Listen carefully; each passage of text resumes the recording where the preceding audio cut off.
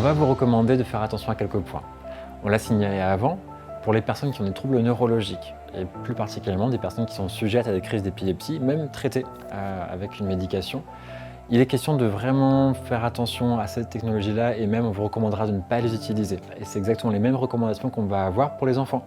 Parce qu'on n'est pas en mesure de savoir s'ils sont épileptiques ou non. Et donc dans le doute, notre principe de précaution, c'est simplement de vous demander de ne pas les utiliser.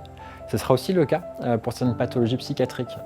Si jamais il y avait des troubles psychiatriques, là on vous recommandera d'aller prendre conseil, en tout cas chez un médecin, qui pourra vous dire si vous pouvez utiliser la Dream Machine ou non. Dans tous les cas, c'est plutôt du bon sens. Sachez que si vous avez un doute, vous posez une question par rapport à une pathologie particulière, physiologique, par rapport à l'œil, par rapport à des troubles psychiques, par rapport à toutes ces questions-là que vous vous posez, les seules personnes qui seront habilitées à y répondre seront des médecins.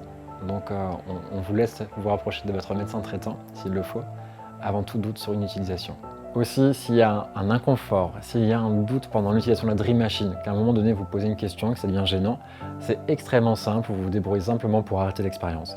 Que ce soit en ouvrant les yeux, en sortant un peu du cône lumineux qui est devant vous, que ce soit juste en éteignant la machine, dans tous les cas, protégez-vous un peu les yeux, arrêtez l'expérience et posez la question à un médecin s'il le fallait vraiment. Si vous faites l'expérience et que d'autres personnes sont dans la pièce, il n'y a pas que vous qui êtes exposé à la lumière, mais aussi votre entourage, parce que la lumière va se réfléchir sur les murs et les autres surfaces autour de vous. Ça veut dire qu'il vaut mieux faire attention, poser la question, prévenir en tout cas que vous menez une expérience, de façon à faire ça confortablement sans gêner les autres autour de vous.